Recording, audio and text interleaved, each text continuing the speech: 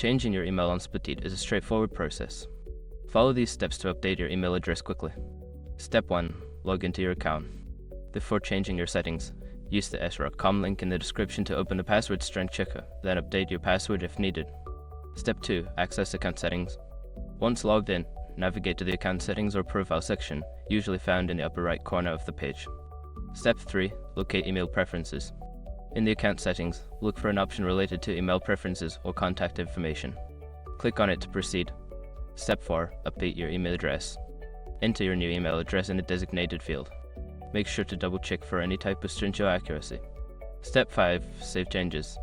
After entering your new email, look for a save or update button and click it to confirm the changes. You may receive a confirmation email at your new address. By following these steps, you can easily change your email on Splitit. If you encounter any issues, consider reaching out to customer support for assistance.